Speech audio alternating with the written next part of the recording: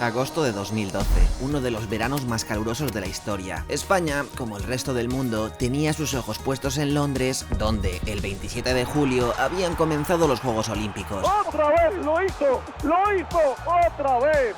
Parecía imposible rebajar esos 19:30 de Pekín.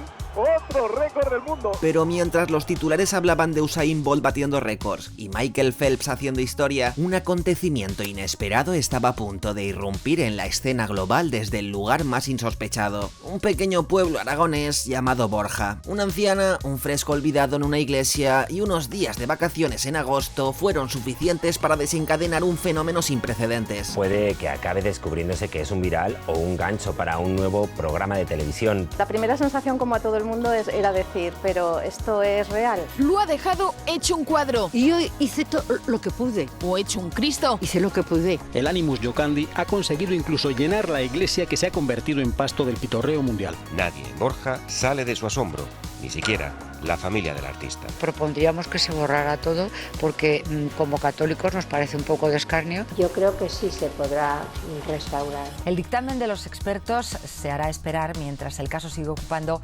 titulares en todos los medios de comunicación. Ahora, ¿les interesará al municipio quitar ese foco de atención mediático? Dice que no está terminado. Y digo, cuando venga, lo terminaré. Según ella es que no la había terminado. Si la llega a terminar hubiera sido importante verla. En el pueblo creen que será un nuevo reclamo turístico y lo llaman ya el Eccemono de Borja. El Eccehomo de Borja, o también conocido como Eccemono, se coló con fuerza arrolladora en la historia de nuestra cultura popular. El escándalo, el bodrio, el atentado que encandiló al mundo o el primer gran meme pictórico de la era de las redes sociales. Pero si hay algo que nos ha enseñado internet es que la fama no sigue ninguna lógica. Hoy en día hay gente que no sabe quién fue el Greco, que no distingue el Renacimiento del Barroco o que no tiene ni idea de en qué museo está el Guernica, pero que te puede contar de memoria la historia de Cecilia y su legendaria restauración.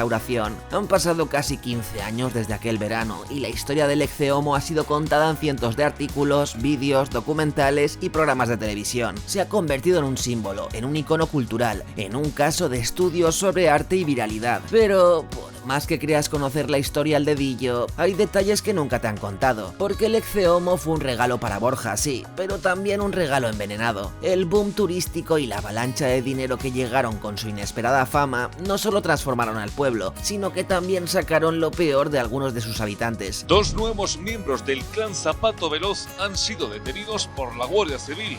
Están acusados de agredir y de extorsionar al párroco de Borja, Zaragoza. Entonces, ¿cómo surgió realmente toda esta historia? ¿Por qué llegó a convertirse en un meme mundial? ¿El Eccehomo revolucionó Borja para bien o para mal? ¿Sabías que la marca fue registrada por unas bodegas? Pero escucha una cosita, perro. Déjame que te presente al nuevo amigo del canal después de José Lu, Adolfo y Hortanchibiri. La familia crece. Os presento a Pájaro Flama.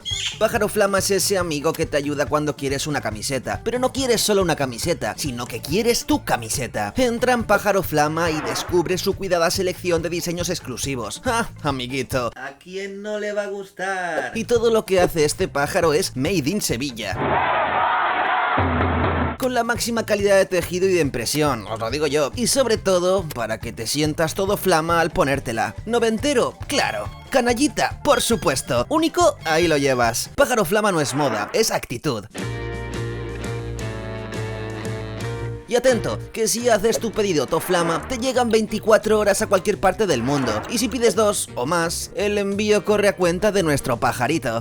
Ah, y como Pájaro Flama es amigo, con el código REMEMBER te llevas un 10% de descuento en tu primera compra. Recuerda que ahora en la web están en la super oferta del 3x2 en todas las camisetas. Pero eso no es todo, este pájaro sabe muchas cosas más.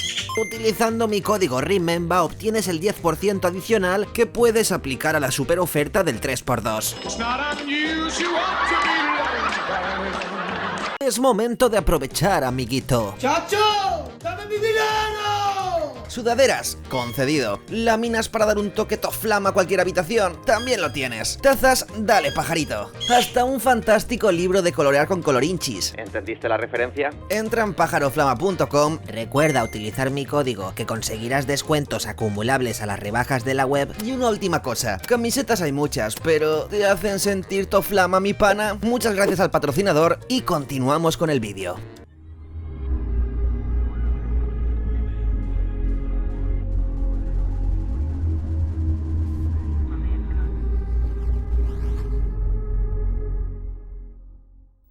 Hay tradiciones inquebrantables en verano, el helado derritiéndose antes de la segunda cucharada, la sombrilla que se lleva el viento en la playa, el chiringuito que te cobra 7 euros por una cerveza y, por supuesto, los culebrones de verano. Esta expresión viejuna viene a reflejar algo que todos entendemos perfectamente. El parón de actividad veraniego, sobre todo en la actividad política, social y deportiva, provoca que haya menos noticias, menos escándalos y, en general, menos actualidad. Pero claro, había que seguir vendiendo periódicos, que se llamaban diarios porque se imprimían y se publicaban cada día. Y qué mejor que una noticia absurda, un drama inesperado en una parte remota del mundo o un buen salseo bien frívolo para atrapar la atención de la gente durante las vacaciones. Los mapaches son aún más rápidos reproduciéndose. Ya han llegado a Burgos, Galicia, Sevilla y Valencia. Pero la colonia más numerosa está al sur de Madrid. Es especialmente importante que no lleguen a Madrid capital, a Madrid Río, porque por ahí podrían tener una vía muy clara de dispersión y llegar al Monte del Pardo y al Parque Nacional del Guadarrama, lo que agravaría mucho el problema. Algunos dicen que se habla de serpientes, o culebras, culebrones, porque el bueno de Nessie, el monstruo del lago Ness, era un habitual de muchos agostos. Si te paras un segundo a pensar, es algo que todos hemos vivido y seguro que puedes encontrar tus propios ejemplos. Romances imposibles, desapariciones mediáticas, villanos villanísimos que, cuando llega septiembre, se evaporan como si nunca hubieran existido. Y bueno, si os gusta el fútbol, pues qué deciros, hay fichajes que son ya sagas de culebrones que se encadenan año tras año. Tic-tac, tic-tac, tic-tac. Faltan 12 días, 1 minuto, 53 segundos para que se cierre el mercado. Y esto no es una cosa exclusiva de España, pasa en todos los países, caiga cuando caiga el verano. Y más allá de entenderlo, también tenemos que entender que esto viene acompañado de una forma particular de tratar estos temas. Al ser informaciones más banales, hay menos espacio para el rigor y más para la fantasía, el clickbait, el amarillismo. ¿Sabéis por dónde voy, no? Vale, pues vayámonos a 2012, el año donde el gran culebrón no fue una pelea entre celebrities ni una estafa piramidal, fue una pintura, o mejor dicho, un fresco, o bueno, una restauración fallida de un fresco, que ocurrió en la iglesia de un pequeño pueblo aragonés y se convirtió en un fenómeno global. Pero como toda buena historia, amerita un protagonista. En esta fotografía de hace 10 años se aprecia cómo era el original, y así es como ha quedado después de que Cecilia decidiera retocarlo porque el salitre de la pared estaba a punto de borrar el óleo. Bueno, en este caso una protagonista, la mujer, la leyenda, el mito, Cecilia Jiménez. Cecilia nació en Borja, como no podía ser de otra manera. Desde pequeña hay dos cosas muy presentes en ella, su fe y su curiosidad y dedicación por la pintura. Por supuesto, nunca alcanzó la fama en el mundo del arte, siempre llevó una vida humilde y discreta en su región. Ahora, lo que sí que tenía es una habilidad especial para darle su toque personal a todo lo que pasaba por sus manos. Cecilia no pasaba desapercibida en su pueblo, donde era conocida por ofrecer su ayuda para remozar imágenes religiosas y cuadros deteriorados. Que este cuadro tiene un poco de polvo, allí que iba Cecilia con sus bártulos. Que esa imagen de la Virgen se ve un poco desgastada, pues ahí que iba Cecilia a darle una manita de pintura. Pero Cecilia no era solo una aficionada entusiasta, como hemos dicho antes, también era una mujer con una profunda devoción, y sobre todo por su iglesia, el Santuario de la Misericordia, un templo con un patrimonio modesto que, como muchos en la España rural, sufría los estragos del abandono y la falta de mantenimiento. En la España vaciada, la restauración de iglesias es casi un milagro. De hecho, está casi más de moda el expolio, pero en Borja ese milagro tenía nombre propio, Cecilia, una mujer que no podía quedarse de brazos cruzados viendo cómo el tiempo y la humedad destrozaban el arte religioso de su amado templo. Uno de los frescos del Santuario de la Misericordia era un Ecce Homo pintado a principios del siglo XX por Elías García Martínez. El fresco había sido gravemente dañado por la humedad y la filtración de agua. La imagen estaba tan deteriorada que apenas se distinguían sus rasgos originales, algo intolerable que torturaba a nuestra protagonista cada vez que visitaba el lugar. Así que Cecilia decidió intervenir por su cuenta, como ya había hecho con otros trabajos previos. No hubo encargo oficial, ni aprobación por parte de la parroquia o del ayuntamiento, ni nada. Ella, aunque tenía que irse de vacaciones en unos días, se armó con pinceles y pintura y comenzó a reconstruir las facciones de Cristo confiando en su intuición y su experiencia. Cecilia trabajó en el fresco, convencida de que estaba devolviendo la imagen a su antiguo esplendor. Algunos feligreses la vieron en plena labor, y dado que era habitual ver a su paisana lidiar con obras de arte y enseres de pintora, pues nadie le dio mucha importancia. El deterioro del Ecce Homo era tal que pocos esperaban un resultado espectacular. Sin embargo, lo que estaba consiguiendo no estaba a la altura para Cecilia, y al tener que irse de vacaciones, decidió usar una técnica para hacer borrón y cuenta nueva y ya lo retomaría a su vuelta. Y sin Cecilia para explicarse, el borrón resultó ser más llamativo a los ojos que aquel fresco de Elías García. La sorpresa fue absoluta. Lo que antes era un Cristo solemne, que desgastado por el paso del tiempo, ahora se había convertido en una figura de aspecto infantil, con rasgos desdibujados y una expresión que no inspiraba devoción, sino desconcierto. La reacción fue inmediata. Los primeros en ver el fresco restaurado quedaron atónitos. La imagen de Cristo había desaparecido, sustituida por una representación completamente diferente. La intervención, que pretendía recuperar una obra olvidada, se convirtió en esto. En otro momento del año, o quizás en un mundo sin internet, todo esto no habría pasado de ser una anécdota local, comentada con sorna entre vecinos en la sobremesa y olvidada con el tiempo. Pero entonces, un simple post en un blog local lo cambió todo. El Centro de Estudios Borjanos, una entidad dedicada a la divulgación del patrimonio y la historia local, publicaba regularmente artículos sobre restauraciones, investigaciones arqueológicas y otros temas de interés para la comunidad. El 7 de agosto de 2012, el blog de la institución subió un breve artículo en el que se hablaba del estado del Ecce Homo titulado "Un hecho incalificable". Con profundo pesar tenemos que dar cuenta de un hecho incalificable, ya que, en el momento de redactar estas líneas, desconocemos las circunstancias en las que se ha producido, cuya investigación corresponde a las autoridades competentes. Ante nuestra estupefacción, hemos podido comprobar que, en el breve espacio transcurrido desde entonces, se ha producido una intervención cuyo resultado es el que se ofrece en esta otra imagen. Por increíble que pueda parecer, esto es lo que queda del trabajo de un artista del que todavía existen familiares en nuestra ciudad. El impacto visual fue inmediato. La publicación no tardó en llenarse de comentarios de lectores que reaccionaban con incredulidad y humor ante la nueva apariencia del Ecce Homo. Hay que mencionar que muchas de las bromas que circularían en los años posteriores ya estaban presentes en esa primera ola de reacciones. Comparaciones con dibujos infantiles, referencias a personajes animados y chistes sobre la expresión desencajada del rostro inundaron el tablón de comentarios, eclipsando por completo las pocas quejas de los auténticos seguidores de un blog tan exitoso como el del Centro de Estudios Borjanos. A nivel local, la noticia, pues bueno, nadie imaginaba que estas imágenes estaban a punto de dar la vuelta al mundo. El revuelo generado en el post fue recogido primero por los medios regionales, y claro, el salto a la prensa nacional era solo cuestión de tiempo. Hoy, 21 de agosto, Heraldo de Aragón se hace eco de la noticia que ya les adelantábamos aquí hace tan solo 2 semanas. Una vecina del municipio ha restaurado una pintura mural de la iglesia del Santuario de Misericordia. Se trata de un Ecce Homo del siglo XIX pintado por don Elías García Martínez. La restauración nada tiene que ver con la obra original. Ahora se investiga si tenía autorización por parte del ayuntamiento y sus consecuencias. El 21 de agosto los principales diarios y portales de noticias de España ya hablaban del caso con titulares como "La restauración que se convirtió en destrozo" o "Peor el remedio que la enfermedad". La televisión tampoco tardó en sumarse. Informativos y programas de entretenimiento habían encontrado un monstruo veraniego formidable. Le puso muy buena voluntad, pero su maña con la pintura ha destrozado el Cristo original de la iglesia de Borja. Como os decía, la mayoría de los chistes y bromas sobre el Ecce Homo ya estaban en los comentarios del blog borjano. La clave de esta historia es que, desde el 7 de agosto, el fenómeno comenzó a cocinarse como un meme. Y aunque en 2012 las redes sociales ya tenían un peso enorme, pasaron 14 días hasta que la prensa recogió la historia y la llevó a otro nivel, construyendo su propio relato, inventando héroes y villanos y generando titulares, zappings y parodias que todos recordamos. A todo esto, sumadle el giro definitivo, el momento en el que la historia cruzó fronteras y los medios internacionales de Europa, América y Asia empezaron a hacerse eco del fenómeno. Diarios franceses, británicos, italianos y hasta en Australia se han hecho eco de esta increíble noticia.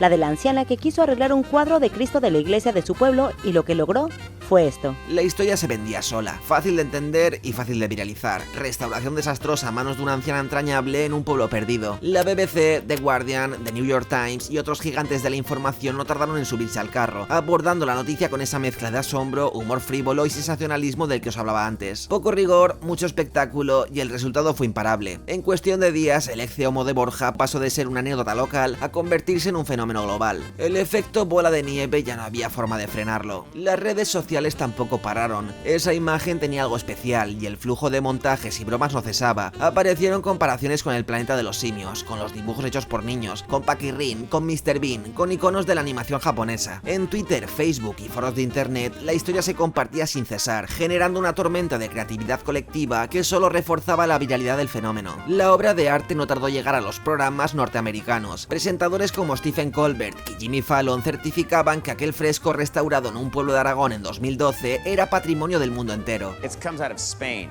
this story. Apparently, a 19th century painting of Jesus that was hanging in a church got what's being called the worst restoration job ever.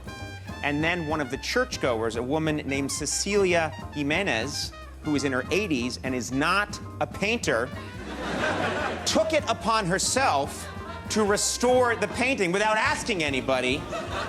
And here is what she did to this rare and valuable painting.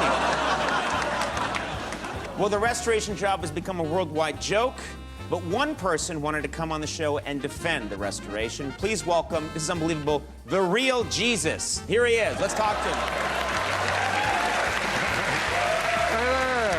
Es especialmente curioso el caso de Japón, donde el fenómeno alcanzó niveles inesperados. Y está claro que la televisión japonesa juega en otra liga, pero el éxito del Exeomo en un país donde la estética kawaii, o sea, lo tierno y lo adorable, tiene un peso enorme en la cultura popular dice mucho. Más allá del meme, del culebrón y de la historia de Cecilia, aquella imagen tenía algo especial. En el país nipón se hicieron reproducciones en figuritas, camisetas e incluso aparecieron desfiles de disfraces. La historia del arte está llena de momentos en los que algo aparentemente absurdo o accidental se convierte en toda una revolución. Marcel Duchamp firmó un urinario y lo llamó fuente. Jeff Koons infló un perro de globos y lo vendió como escultura. Damien Hirst metió un tiburón en formol y los puso en una galería. Mauricio Cattelan pegó un plátano con cinta americana en una pared y lo vendió por más de 6 millones de dólares. Venga, vamos con la pregunta. ¿Es el Exeomo de Borja de Cecilia arte o amparte?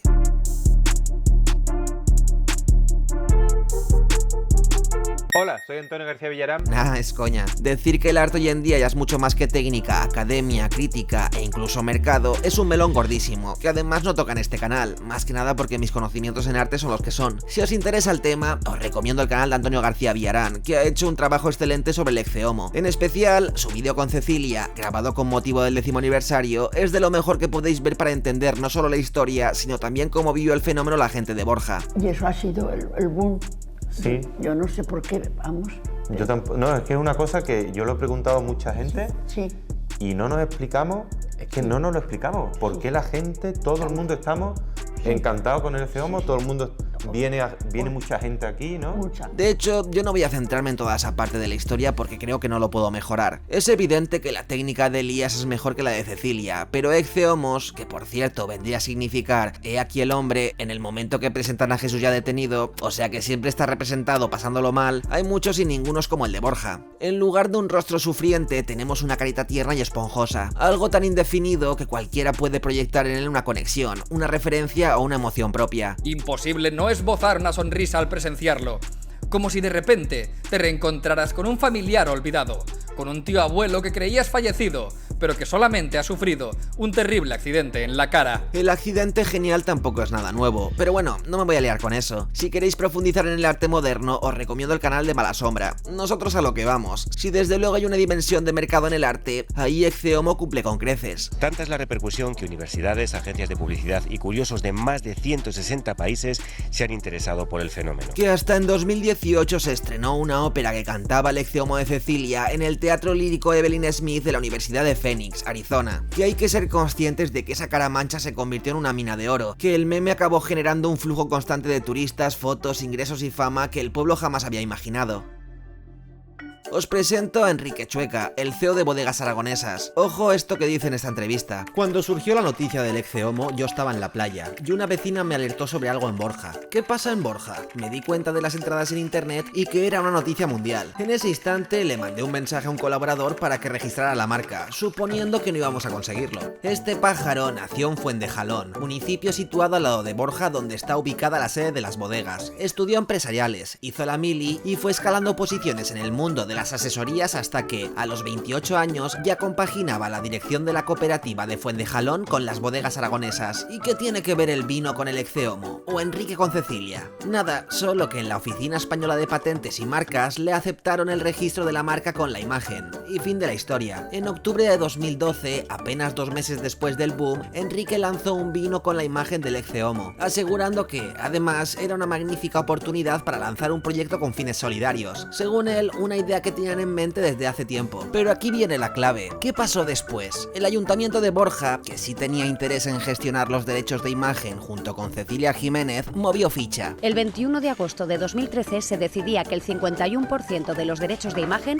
son para la Fundación Santi Spiritus, propietarios del templo, el 49% para Cecilia. Pero llegaron a un acuerdo por el cual ella está satisfecha, mientras una parte de las ganancias se destina a proyectos solidarios y a cuidar a su hijo. Eso sí, la que se comió el hate, las teorías, las bromas, las entrevistas y todo el tsunami mediático fue Cecilia. En los primeros meses tras la viralización del fresco, la atención mediática se centró en ridiculizar su trabajo. Se convirtió en objeto de burla en todo el mundo, con titulares que la presentaban como una restauradora torpe, una mujer sin conocimientos artísticos que había destruido una obra de arte. Según ella es que no la había terminado, si la llega a terminar hubiera sido importante verla. La presión fue tal que llegó a encerrarse en su casa y sufrir una crisis de ansiedad, sintiéndose avergonzada por lo que había ocurrido. Solo con el paso del tiempo, la percepción cambió. El público comenzó a valorar su intervención no como un desastre, sino como un acto involuntario de creación artística que terminó trascendiendo a niveles impensables. Sin embargo, Borja nunca ha acabado de hacerle justicia a Cecilia. Sea o no arte canónico, sea o no el meme pictórico más universal o lo que sea, sin duda, para el municipio de Borja, la restauración de aquel fresco supuso una gran presentación mundial. Lo situó en el mapa, que se suele decir. Y aunque nos sobre cultura y tenemos muy buen vino, mejor promoción que esta en la historia hemos tenido. Que no digo que en Borja no haya nada comparable, pero que en el siglo XXI es la obra pictórica más relevante producida ahí, pues no me podéis decir que no. Y donde llega el dinero a expuertas, antes o después llega también el escándalo. Tenemos que entender que Borja pasó de ser un pueblo tranquilo, donde lo más emocionante podía ser pisar la uva en la época de vendimia, a convertirse en la meca del turismo del cachondeo. Y eso hay que saber llevarlo. Autobuses y más autobuses de turistas llegaban en procesión para ver el Ecce-Homo, pasando por taquilla y haciendo que la caja del santuario empezara a sonar más que una tragaperras en Las Vegas. Dicen que cuando el dinero entra por la puerta, la honradez sale por la ventana. Y para más Inri, imaginad asaltando a alguien con sotana y a toda velocidad. Todo comenzó con una denuncia del párroco por presunta estafa. Según él, eran préstamos, pero según las investigaciones se llegó a la conclusión de extorsión. Le pedían al sacerdote dinero a cambio de no enseñar las fotos donde se mostraban las relaciones sexuales que tenía con algunas de las mujeres del clan. En 2013, don Florencio, el párroco de Borja, se presentó ante la Guardia Civil denunciando que un vecino de etnia gitana, José Luis Carbonell, alias El Sabino, le había estafado una cantidad de dinero que oscilaba entre los 16.000 y los 30.000 euros a cuenta de un préstamo. La historia que contó parecía sacada de una novela de enredos, llamadas a un supuesto directivo de Cicaucho, un misterioso accidente, la compra de una silla de ruedas, empleados de Ibercaja complicados. Vamos, un buen circo. El Sabino pertenecía al clan de los Zapato Veloz. El Sabino forma parte de un clan gitano conocido en el pueblo como los Zapato Veloz. Les llaman así Zapato Veloz porque hace años uno de los más veteranos, un patriarca, tenía un alza y unos aparatos en una pierna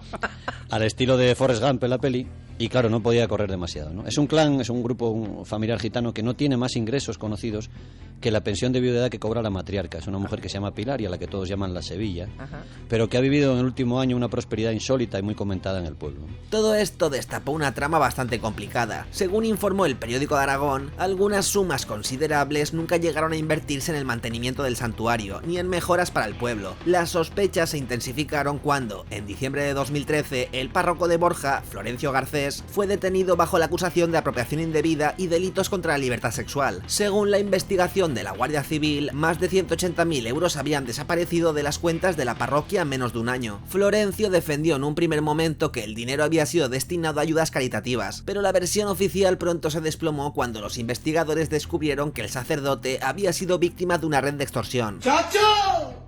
¡Dame mi dinero! Según reveló Onda Cero, el llamado Clan Zapato Veloz era un grupo con antecedentes por estafa y blanqueo de dinero que, a lo largo de 8 meses, habría extorsionado al párroco utilizando amenazas y chantajes sexuales. La Guardia Civil determinó que Garcés realizó 1.299 llamadas a miembros del clan en ese periodo y que, durante esos meses, entregó grandes cantidades de dinero, muchas veces en billetes de 50, 100 y 500 euros. Pero la gran pregunta clave era, ¿cómo consiguieron que el sacerdote accediera a darles tanto dinero? De acuerdo con el sumario del caso, citado por El Mundo, los Zapato Veloz habrían obtenido fotografías comprometedoras del párroco en situaciones de carácter sexual con 2 mujeres del clan. A cambio de no hacerlas públicas, le exigieron pagos constantes, dinero que fue retirado directamente de las cuentas de la parroquia. El chantaje resultó ser un negocio lucrativo. Según informaba La Sexta, los miembros del clan llevaron un tren de vida notablemente elevado, realizando compras de coches de lujo, joyas e incluso un cerdo vivo al que alimentaban con jamón ibérico.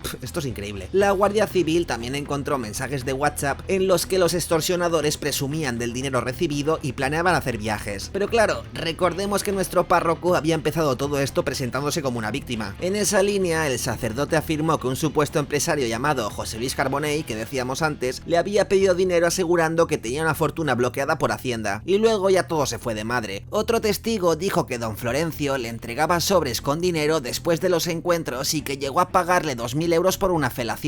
Todo muy en consonancia con la ternura de Cecilia y su pintura, como podemos ver. Hubo un detalle que hizo tambalear la versión del párroco. Los supuestos sobres de los tejemanejes eran del Banco Santander, aunque la parroquia no tenía cuentas allí. La investigación de la Guardia Civil demostró que, efectivamente, el cura tenía una cuenta secreta en esa entidad. Bueno, las investigaciones de la Guardia Civil se centraron, lógicamente, en las finanzas del cura. Comprobaron que eran un desastre, que había sacado entre abril y noviembre 182.546,49 euros de las 21 cuentas y 2 fondos de inversión de la parroquia en los 11 meses que duró la investigación. Es mucha pasta, 182.000 euros, Los empleados de los bancos donde sacaba el dinero le advertían y uno de ellos incluso expresó su convencimiento de que el cura estaba siendo chantajeado.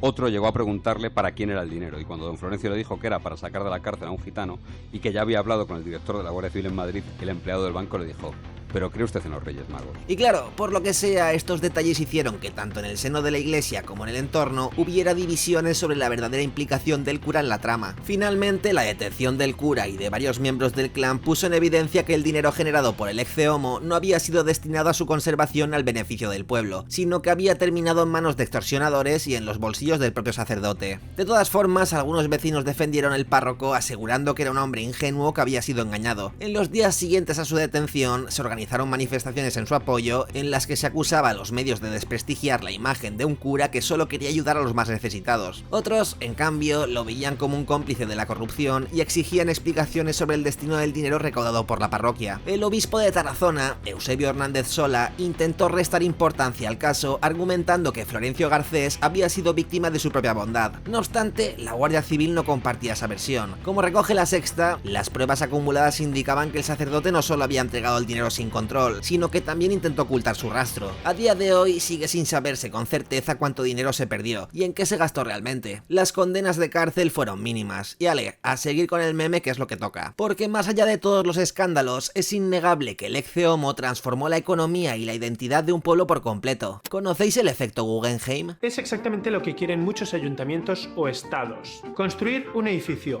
tan icónico, tan increíble, tan top, que les asegure tener la simpatía de los ciudadanos y que les voten. Que regenere toda una zona que antes era inhabitable. Que atraiga turismo, economía, etc. Ciudades como Valencia, Zaragoza o Málaga intentaron replicar ese modelo con infraestructuras millonarias, pero Borja lo logró sin arquitectos estrella ni grandes inversiones. Mientras en Bilbao se invirtieron cientos de millones en un edificio de titanio, en Borja bastaron una anciana, un pincel y la mejor de las intenciones para crear una capilla sixtina del meme. Se convirtió en la capital del turismo occidental, y como en el efecto Guggenheim, otras ciudades intentaron explotar su propio ex-homo. Ejemplos como la escultura de Palencia, la Inmaculada de Murillo en Valencia o el castillo de Matreta en Cádiz parecían buscar su minuto de gloria en internet, intencionadamente o no. Parece que se repite la historia del ex-homo de Borja, esta vez en Palencia. Muchos vecinos han descubierto estos días la restauración de un relieve en un edificio emblemático de la ciudad. Si al principio del vídeo hablábamos de culebrones de verano, este del Ecce Homo ha demostrado serlo con creces. Cada verano, desde aquel 2012, es recordado en piezas de prensa escrita, radio, televisión o internet. Cuando se cumplieron 5 años, más todavía. Se han hecho muchos docus, canciones, Cecilia ha hecho videoclips, de todo. Y a los 10 años, pues imaginad, esta historia tiene pinta de que durará todavía muchos veranos. Otro aspecto indiscutible que le podemos atribuir al arte es su capacidad de contar historias y conectar con la gente. Y si algo ha quedado claro con el Ecce Homo, es que su historia es, en esencia, puro cine. Tiene un montón de elementos top para generar una gran narrativa, un protagonista inesperado, Cecilia, la artista accidental, un giro de los acontecimientos, una restauración que sale mal, una anécdota local convertida en un fenómeno global, un conflicto, la burla mediática y el lado oscuro del éxito, los pícaros, los aprovechados, los ladrones, los turistas y un desenlace abierto donde la historia sigue evolucionando y Borja continúa beneficiándose del fenómeno. Si el cine es la combinación de imágenes y narrativas que emocionan, el Ecce Homo es una película estupenda. Yo digo sí a Cara Esponja y Cecilia como candidatos a trascender generaciones y ser referencia en el arte contemporáneo y la cultura de internet. El tiempo ha puesto en valor lo que Cecilia Jiménez hizo, aunque Borja aún tiene una deuda con su autora. La artista hoy cuenta con 93 años y según contaba el Diario Sur de la región, en 2022 vivía en una residencia de ancianos junto a su hijo José Antonio, quien sufre de parálisis cerebral. Como señalaba Antonio García Villarán en su vídeo hace 2 años, sigue pendiente que se le dedique una calle o una plaza en su honor y que se reconozca formalmente que su obra ha sido una de las más influyentes del arte español del siglo XXI, porque los caminos del señor son inescrutables, pero las calles de Borja no, y cambiar el nombre a una calle y poner una plaquita que homenaje para siempre a una grande de tu historia reciente, eso no es tan difícil de hacer, ¿no?